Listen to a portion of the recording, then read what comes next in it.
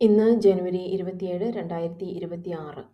വ്യാപാര കരാറുകൾ പാലിക്കുന്നതിൽ സിയോൾ പരാജയപ്പെട്ടുവെന്ന് ചൂണ്ടിക്കാട്ടി യുഎസ് പ്രസിഡന്റ് ഡൊണാൾഡ് ട്രംപ് ദക്ഷിണ കൊറിയൻ ഇറക്കുമതിക്ക് 25% ടാരിഫ് പ്രഖ്യാപിച്ചു.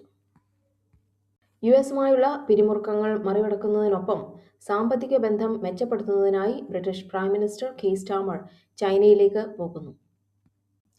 ഷീ ജിൻപിങ്ങിന്റെ ക്ലോസസ്റ്റ് മിലിറ്ററി അലയായി ദീർഘകാലമായി കാണപ്പെട്ടിരുന്ന ജാങ് യുക്സിയ യുഎസിന് ആണവ രഹസ്യങ്ങൾ ചോർത്തി നൽകിയതായി ആരോപണം.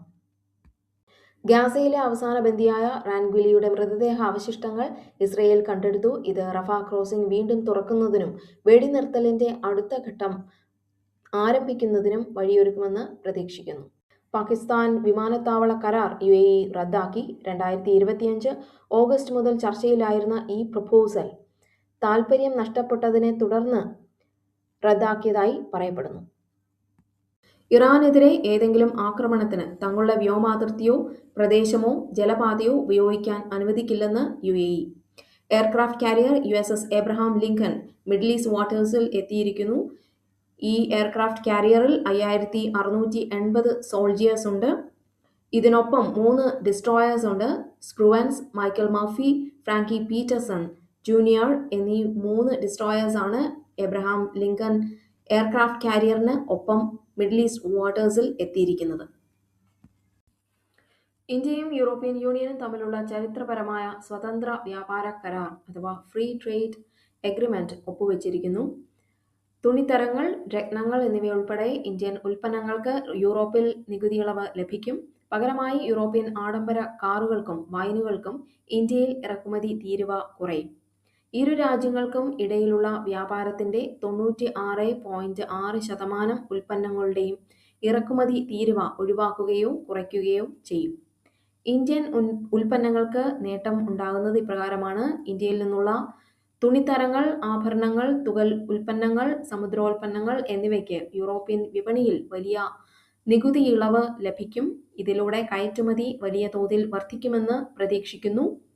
യൂറോപ്യൻ ആഡംബര കാറുകളുടെ അതായത് 25 ലക്ഷത്തിന് മുകളിലുള്ളവയ്ക്ക് ഇറക്കുമതി നികുതി നിലവിലെ 110%-ൽ നിന്ന് ഘട്ടം ഘട്ടമായി 10%-ആയി കുറയ്ക്കും. വൈനുകൾക്കുള്ള നികുതി 20 മുതൽ 30% ആയും സ്പിരിറ്റിൻ്റേത് 40%-ആയും കുറയും. യന്ത്രസാമഗ്രികൾ, ഔഷധ ഉൽപ്പന്നങ്ങൾ, രാസവസ്തുക്കൾ, അത്യാധുനിക മെഷീനുകൾ എന്നിവയ്ക്കും നികുതി ഇളവ് ലഭിക്കും. ഇന്ത്യയിലെ കർഷകരെ സംരക്ഷിക്കുന്നതിനായി പാൽ ഉൽപ്പന്നങ്ങൾ, ധാന്യങ്ങൾ എന്നിവയെ ഈ കരാറിൽ നിന്ന് ഒഴിവാക്കിയിട്ടുണ്ട്. 2 ബില്യൺ ജനങ്ങളെ ബാധിക്കുന്ന ഈ കരാർ ലോകത്തെ ഏറ്റവും വലിയ വ്യാപാര കരാറുകളിൽ ഒന്നായി മാറും. വ്യാപാരത്തോടൊപ്പം തന്നെ സൈനിക സാമഗ്രികൾ സംയുക്തമായി നിർമ്മിക്കുന്നതിനുള്ള പ്രതിരോധ കരാറിലും ഇരുവിഭാഗവും ഒപ്പുവെച്ചിട്ടുണ്ട്.